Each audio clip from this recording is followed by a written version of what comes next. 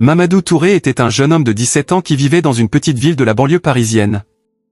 Ses parents avaient émigré du Sénégal avant sa naissance et il a grandi avec les traditions et les valeurs que ses parents ont apportées avec eux. La maison de Mamadou était toujours remplie de musique africaine, de plats préparés avec amour et de conversations sur la vie que ses parents avaient laissée derrière eux. Cependant, en dehors de chez lui, Mamadou était confronté à un monde complètement différent.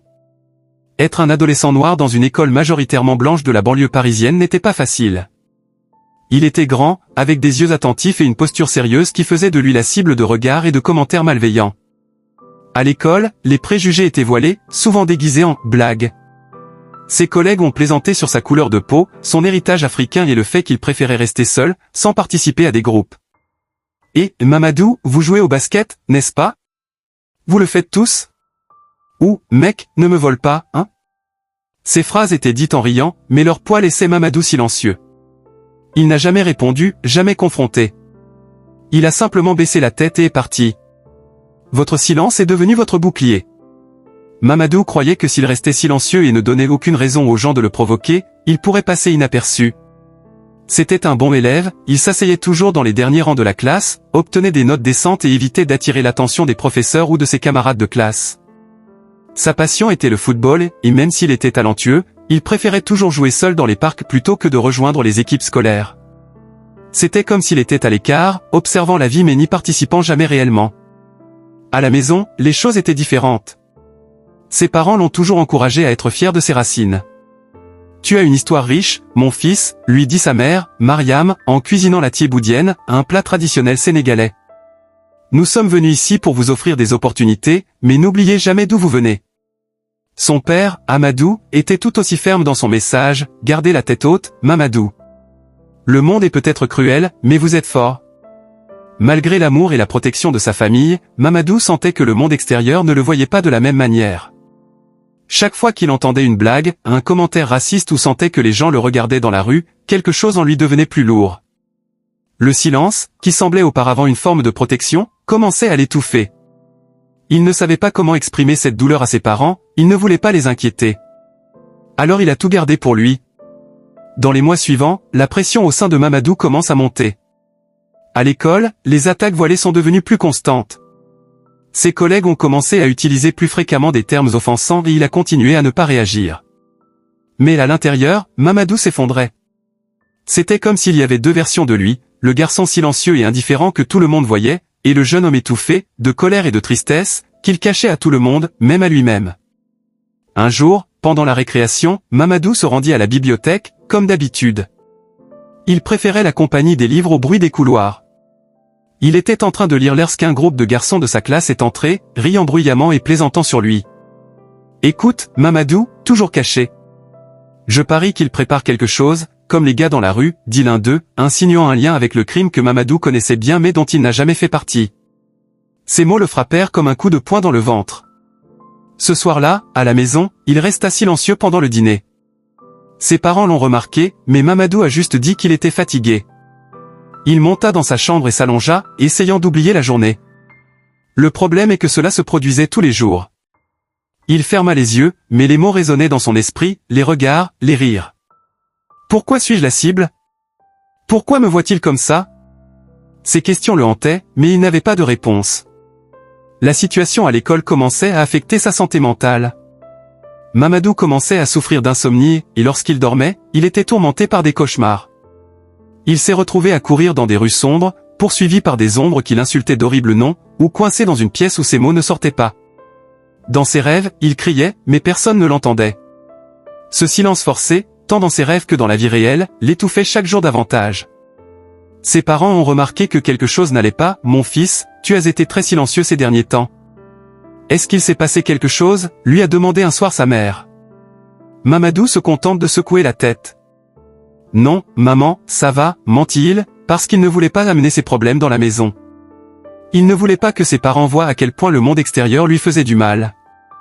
Ainsi, Mamadou a continué à porter seul son fardeau, jusqu'à ce que son corps commence à montrer des signes qu'il ne pourrait plus le supporter très longtemps. Un samedi matin, Mamadou a décidé qu'il avait besoin de passer du temps seul. Il a toujours aimé faire du vélo en ville pour se vider l'esprit, alors il a pris son vieux vélo et a pédalé dans les rues calmes de son quartier. C'était un matin de printemps, l'air était frais, et pendant un bref instant, Mamadou eut l'impression de pouvoir respirer librement, loin des regards et des mots qui le blessaient. Il parcourait des kilomètres à vélo, traversant les parcs et les places qu'il connaissait depuis son enfance. Mais alors qu'il pédalait, son esprit ne pouvait échapper à l'angoisse qu'il nourrissait. Les insultes de ses collègues, le silence qui l'étouffait, la colère et la tristesse accumulées, tout cela bouillonnait en lui sans issue. La douleur dans sa poitrine commença à se resserrer et Mamadou s'arrêta dans une rue déserte, haletant, le cœur battant. Soudain, tout semble basculer. Mamadou s'est senti très étourdi et a essayé de s'appuyer sur le vélo, mais ses jambes ont cédé. Il tomba au sol, le corps faible et l'esprit confus. « Qu'est-ce qui m'arrive » pensa-t-il, mais les mots ne sortirent pas. Le monde autour de lui commença à s'assombrir et sa vision devint floue. Il perdait connaissance, mais avant de s'évanouir, il ressentit une profonde peur. C'est comme ça que ça se termine ? Alors que son esprit s'enfonçait dans l'obscurité, Mamadou fut envahi par un sentiment étrange. C'était comme s'il tombait dans un abîme sans fond, un endroit où le silence était absolu et où il n'avait aucun contrôle sur ce qui se passait. Il aurait voulu crier, mais sa voix ne répondait pas. « S'il vous plaît, aidez-moi » pensa-t-il, mais tout autour de lui était calme et immobile. Et puis, le profond silence le consuma complètement. Mamadou flottait dans une obscurité dense. Je ne savais pas si je rêvais ou si j'étais vraiment mort. Tout autour était vide et silencieux.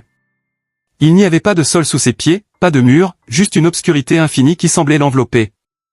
Il essaya de crier, mais sa voix ne sortait pas, tout comme les cauchemars qui le hantaient. Le silence était effrayant.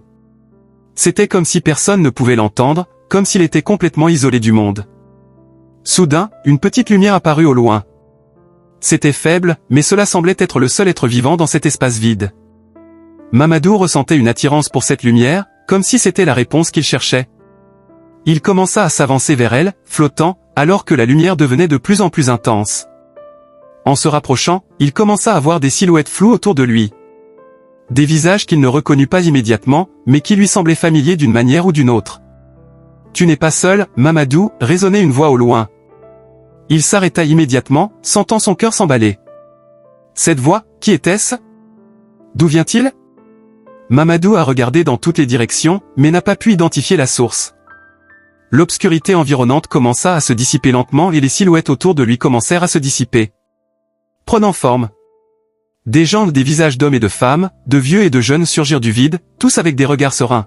« Nous sommes là pour vous » dit la même voix, désormais plus claire. Mamadou commença à reconnaître certains visages. Son grand-père, Abdoulaye, qu'il n'a jamais rencontré, était là. Il avait entendu tant d'histoires sur lui, l'homme fort et sage qui avait affronté tant d'adversités dans la vie. À côté de lui se trouvait une jeune femme aux yeux bienveillants. Il s'agissait de sa tante, Mariama, décédée des suites d'une grave maladie lorsque Mamadou était enfant. Il ne se souvenait pas beaucoup d'elle, mais sentait sa présence chaleureuse. Et en arrière-plan, d'autres personnages apparaissaient, des personnes des générations passées, de leur famille, de leurs ascendances. Mamadou commença à réaliser, ce sont mes ancêtres. La lumière autour d'eux s'intensifia et les personnages commencèrent à lui parler. « Tu portes le poids de notre histoire, Mamadou » dit son grand-père d'une voix ferme mais douce. « Mais vous n'êtes pas obligé de porter ce fardeau seul. Nous sommes avec vous, nous l'avons toujours été. » Les mots résonnaient dans son esprit et Mamadou commençait à comprendre. Il n'était pas seul. Tout le poids qu'il portait, la douleur, les préjugés, le silence, il n'avait pas besoin de le supporter tout seul. Soudain, l'un des personnages se rapprocha. C'était ton grand-père.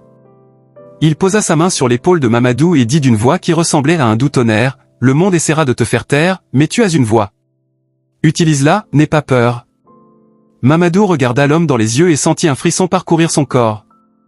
Il n'avait jamais rencontré son grand-père, mais à ce moment-là, c'était comme s'il avait toujours été là, à l'attendre. La scène changea brusquement, comme si Mamadou avait été transporté dans un autre endroit. Il se trouvait désormais dans un champ ouvert, un endroit vaste et serein, où le vent soufflait doucement, apportant avec lui une odeur de terre mouillée et de liberté. Au loin, il aperçut un petit village, comme ceux dont parlaient ses parents lorsqu'ils décrivaient le Sénégal. Mamadou savait que ce n'était pas réel, mais il sentait quand même qu'il était profondément connecté à cet endroit. C'était comme s'il avait voyagé dans le temps, au pays de ses ancêtres. Au centre du champ, il y avait un grand baobab, l'arbre sacré. Mamadou a ressenti un lien immédiat avec cet arbre, comme s'il était le symbole de tout ce qu'il représentait, ses racines, sa famille, sa culture. Il se sentit attiré par elle et en s'approchant, il aperçut quelqu'un assis à l'ombre du baobab. C'était un jeune homme de son âge, à la peau foncée, aux cheveux courts, aux yeux intenses. Il dessinait quelque chose dans la terre avec un bâton, complètement concentré. Mamadou s'approcha et le garçon leva les yeux. « Vous portez aussi le poids du silence, » dit le jeune homme, comme s'il savait exactement ce que vivait Mamadou. « Mais le silence ne doit pas nécessairement vous retenir. Il peut être votre point de départ. » Mamadou s'arrêta devant le garçon, ressentant un mélange de confusion et de compréhension. « Qui es-tu » réussit-il finalement à demander, sa voix étant basse, presque effrayé d'entendre la réponse. Le garçon se releva et regarda Mamadou dans les yeux. « Je suis toi. Je suis celui que tu peux être, si tu te permets d'être libre. » Mamadou resta immobile, sentant un frisson lui parcourir le dos. Cela avait un sens, d'une manière qu'il ne pouvait pas expliquer. Le garçon sourit doucement et regarda l'horizon. « Le monde essaiera de vous mettre dans une boîte, de définir qui vous êtes par ce qu'il pense savoir. Mais vous pouvez abattre ces murs. » Mamadou ressentait un mélange d'espoir et de peur. « Et si je n'y arrive pas » a-t-il demandé, la voix pleine de doute. Le garçon, sa version la plus confiante et la plus libre, secoua la tête. « Vous le faites déjà. La première étape consiste à reconnaître que vous avez le pouvoir de choisir. Le reste dépend de vous. » Le vent soufflait plus fort et la scène commençait à se dissiper. Mamadou sentit à nouveau le sol disparaître sous ses pieds, mais cette fois, il n'éprouva aucune peur. Il savait que quelque chose d'important l'attendait de l'autre côté. Il avait un choix à faire. Alors que le paysage autour de lui disparaissait et que l'obscurité commençait à revenir, Mamadou réalisa qu'il flottait à nouveau dans le vide. Mais cette fois, la peur n'était pas la même. La présence de ses ancêtres, le garçon sous le baobab, et le lien avec sa propre identité étaient toujours présents en lui. Et puis, comme un murmure lointain, il entendit les mots résonner dans son esprit, « Tu n'es pas seul ». La lumière qui semblait auparavant lointaine et vague recommença à briller, mais maintenant elle était plus proche, plus claire. Mamadou sentit une attirance, une force qui le rappelait à la vie. Il savait qu'il avait le choix. Il pouvait rester dans cet endroit serein, où les voix de ses ancêtres l'entouraient d'amour et de compréhension, où il pouvait retourner dans le monde réel, où des difficultés l'attendaient encore. Mais quelque chose en lui avait changé. Il n'était plus le garçon silencieux et étouffé. Il regarda la lumière, qui semblait briller plus fort, et dit à voix haute, avec une détermination qu'il n'avait jamais ressentie auparavant, « Je reviendrai. Mais cette fois, je serai différent. » À ces mots, Mamadou sentit son corps être attiré vers la lumière, et l'obscurité autour de lui disparut complètement. Mamadou se réveilla en sursaut. Ses yeux clignèrent devant la lumière vive de la chambre d'hôpital et il sentit le poids de la couverture sur son corps. Son cœur battait à tout rompre, mais cette fois, ce n'était pas à cause de la peur. C'était comme si son corps était rempli d'une nouvelle énergie, quelque chose qu'il n'avait jamais ressenti auparavant. Il regarda autour de lui, reconnaissant la petite pièce blanche, et lentement, des souvenirs de l'expérience de mort imminente commencèrent à faire surface. Son corps était encore faible et son esprit un peu flou, mais il savait que quelque chose en lui avait changé. À côté de lui, il voyait ses parents, Mariam et Amadou, assis avec des expressions inquiètes. Lorsque sa mère réalisa qu'il s'était réveillé, elle poussa un soupir de soulagement et lui prit la main. « Mamadou. Dieu merci, tu vas bien, dit-elle, les larmes aux yeux. » Son père hocha la tête en silence, visiblement ému. Mamadou essaya de parler, mais sa gorge était sèche. Il regarda ses parents, voyant l'amour et l'inquiétude sur leur visage, et réalisa à quel point il s'était fermé à eux, essayant de porter seul le fardeau. Il inspira profondément et serra la main de sa mère. « Je dois te parler, murmura-t-il, sa voix faible mais ferme. » Ses parents s'approchèrent, prêts à l'écouter. Cette fois, Mamadou savait qu'il ne pouvait pas rester silencieux. Il a tout raconté, les blagues racistes, les brimades à l'école, le silence étouffant qu'il gardait pour ne pas attirer l'attention. Il a parlé du poids qu'il portait seul et de la façon dont il se sentait perdu et déconnecté. Pendant qu'il parlait, des larmes coulaient sur son visage, mais pour la première fois, il n'en avait pas honte. C'était comme s'il libérait enfin une partie de lui-même qu'il avait gardée captive pendant si longtemps. Ses parents l'écoutaient en silence, absorbant chaque mot. Quand il eut fini, sa mère le serra fort dans ses bras, lui murmurant à l'oreille, « Tu n'auras plus jamais à porter ça seul, mon fils. Nous sommes là. » Son père, qui avait toujours été plus réservé sur ses émotions, posa sa main sur l'épaule de Mamadou et lui dit, « Tu es plus fort que tu ne le penses. Et maintenant, tu le sais. » Mamadou sourit légèrement, ressentant une paix qu'il n'avait pas ressentie depuis longtemps. Il savait que son combat n'était pas encore terminé, mais pour la première fois, il ne se battait plus contre lui-même.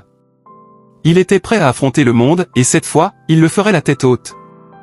Les jours qui ont suivi sa convalescence ont été un mélange de réflexion et d'action. Mamadou savait qu'il ne pouvait pas redevenir le garçon silencieux qui se laissait écraser par les préjugés. Son expérience de mort imminente lui a donné une nouvelle perspective, la compréhension qu'il avait le pouvoir de façonner sa propre vie et que l'histoire de ses ancêtres l'accompagnait à tout moment.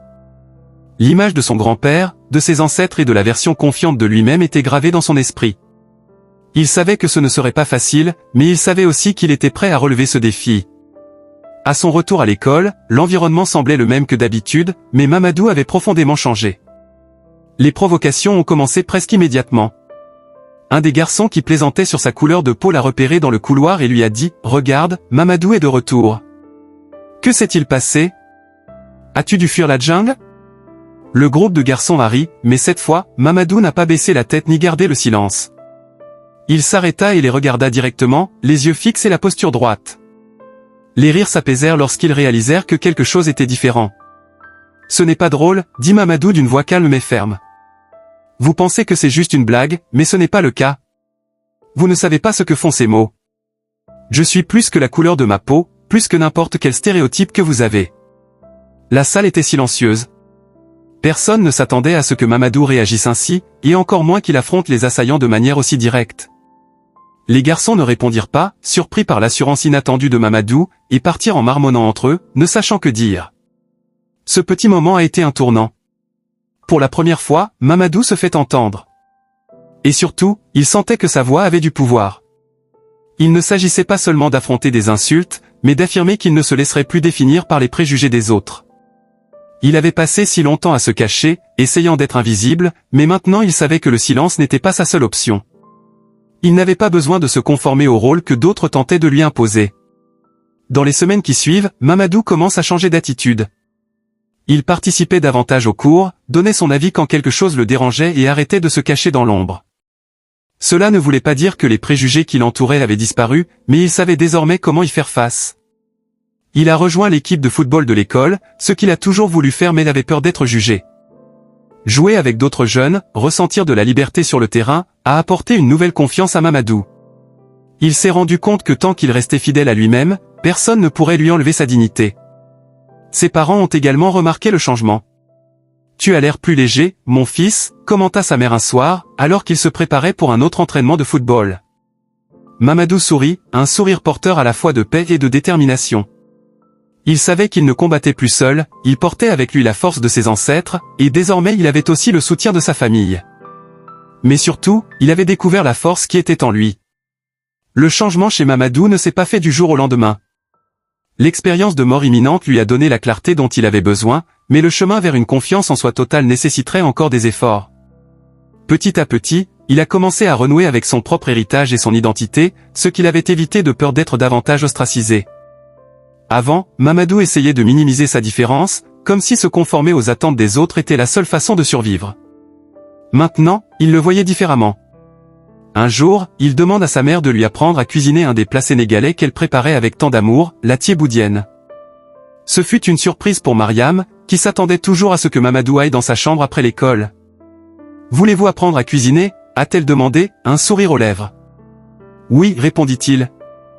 Je veux en savoir plus sur qui nous sommes, sur notre histoire. » Sa mère ne posait pas beaucoup de questions, mais son cœur était rempli de fierté. Elle savait que quelque chose de spécial se passait avec son fils.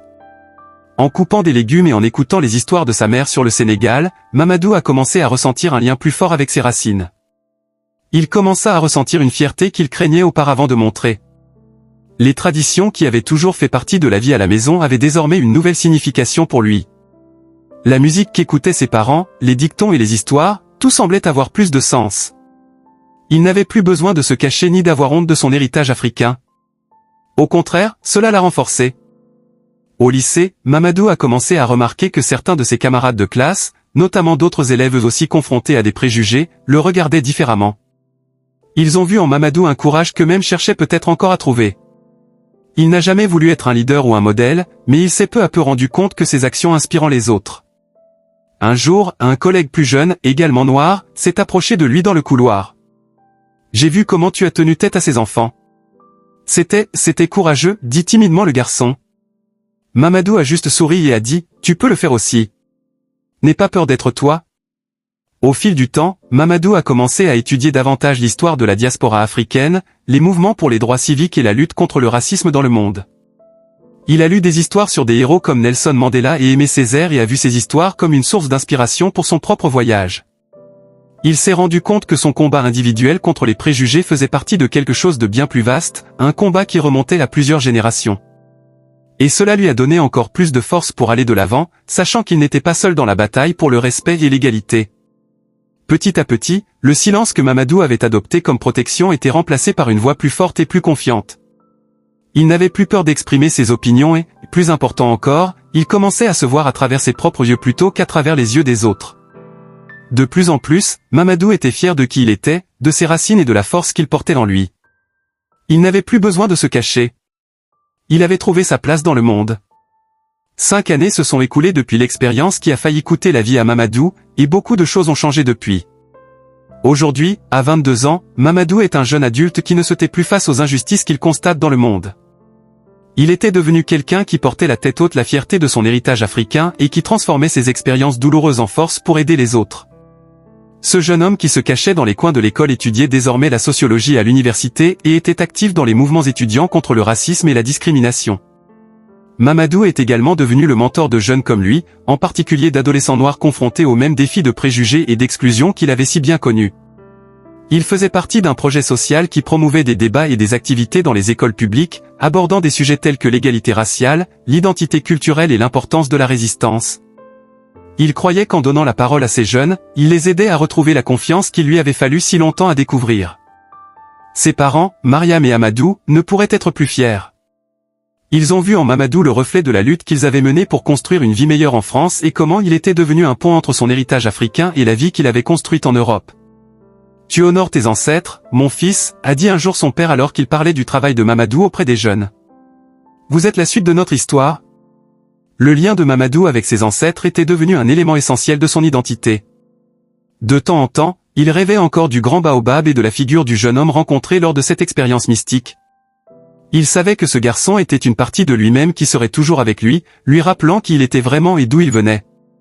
Mamadou se retrouvait souvent à raconter des histoires sur le Sénégal aux jeunes du projet, leur apprenant à renouer avec leurs racines et à y trouver de la force, comme il l'avait fait.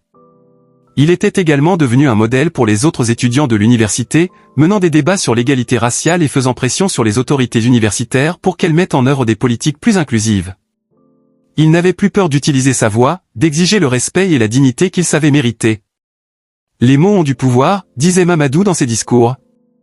Mais plus encore, nos histoires ont du pouvoir.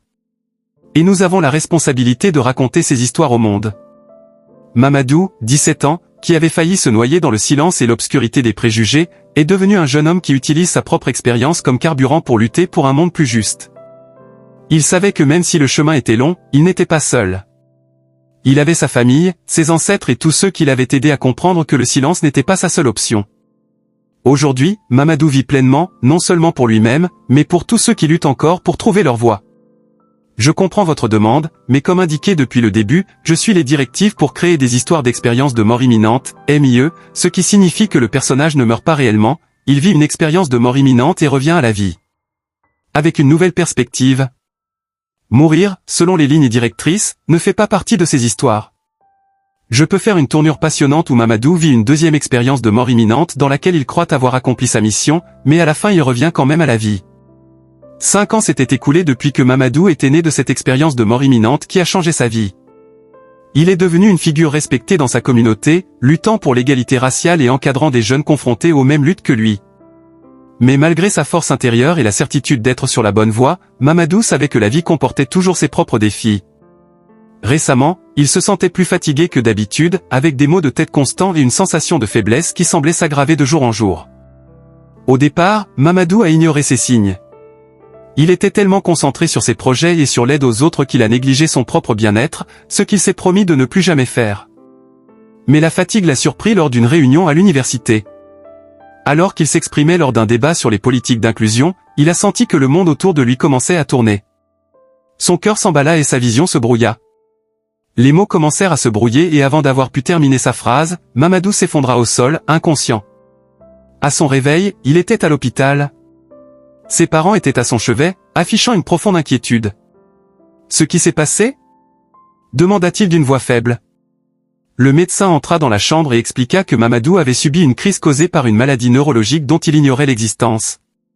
Un anévrisme cérébral silencieux et dangereux avait été découvert lors des examens.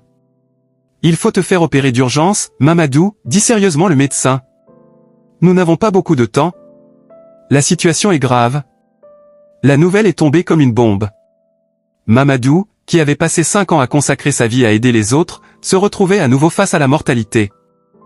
Il se souvint immédiatement de la première fois où il avait failli mourir, de l'obscurité, de la lumière et de la présence de ses ancêtres. Maintenant, le sentiment était différent. Il ne ressentait aucune peur, mais une profonde acceptation du fait que si c'était son moment, il avait accompli sa mission. « Si je dois partir, je suis en paix », dit-il calmement à ses parents, qui le regardaient les larmes aux yeux.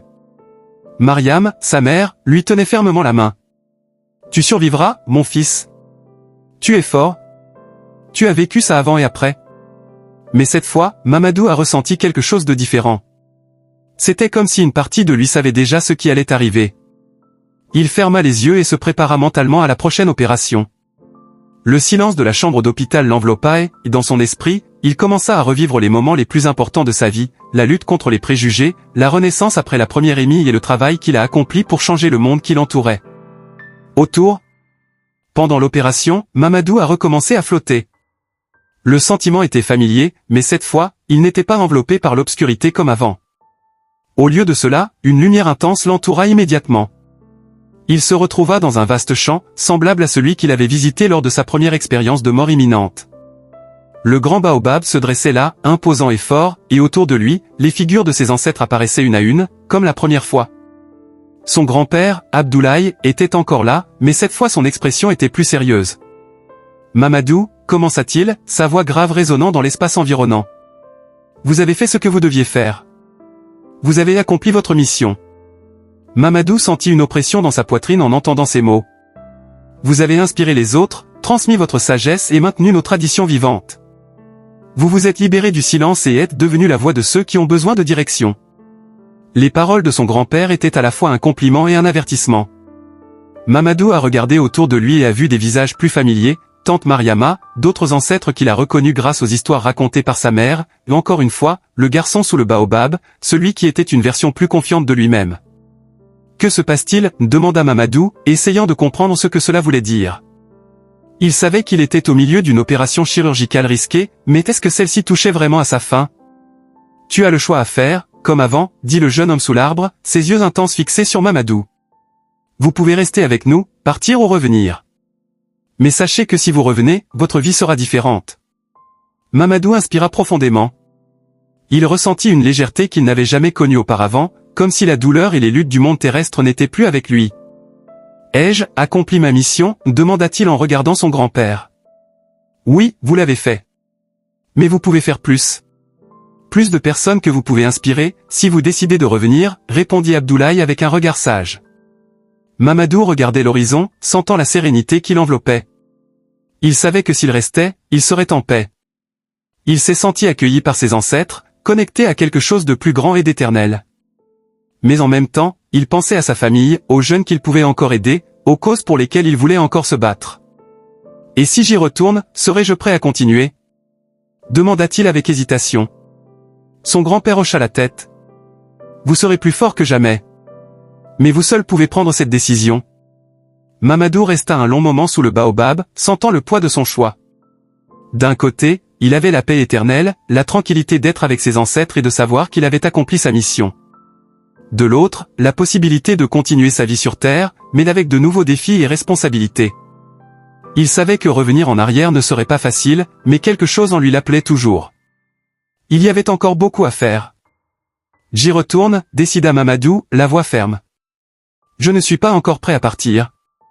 Il me reste encore beaucoup à faire. » Vos ancêtres souriaient, non pas tristement, mais avec fierté. Son grand-père s'approcha et posa sa main sur son épaule. « Alors partez et rappelez-vous que nous sommes toujours avec vous. Votre mission n'est pas terminée, elle s'est seulement transformée. Vous portez désormais notre héritage et votre propre sagesse. Allez vivre pleinement. » Avec ces mots, la lumière autour de Mamadou commença à briller plus fort et il sentit son corps reprendre vie.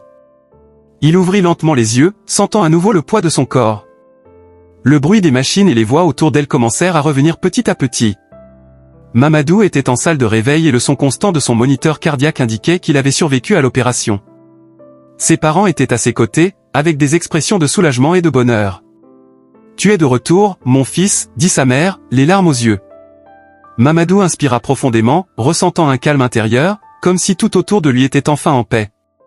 La récupération fut lente, mais cette fois, Mamadou savait qu'il était prêt à affronter tout ce que l'avenir lui réservait. Il sentait que sa mission avait changé.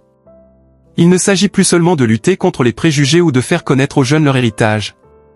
Désormais, il sentait que sa nouvelle mission était de vivre pleinement, avec un but et de la gratitude, et d'inspirer les autres à faire de même. Il avait appris que la chose la plus importante n'était pas seulement la lutte, mais aussi la manière de vivre sa vie avec conscience et amour. 5 ans plus tôt, Mamadou avait appris à briser le silence. Maintenant, il avait appris que la vraie force venait du fait d'accepter à la fois la vie et la mort, sachant qu'elles font toutes deux partie du même voyage. Il savait qu'un jour il retournerait auprès de ses ancêtres, mais d'ici là, il était déterminé à vivre chaque jour le cœur ouvert et la tête haute, emportant avec lui l'héritage de sa famille et sa propre histoire. Et c'est ainsi que Mamadou, pour la deuxième fois, est revenu au bord de la mort. Mais cette fois, il est revenu non seulement comme un jeune homme qui a surmonté les préjugés, mais aussi comme un homme qui a compris les profondeurs de la vie et de la mort.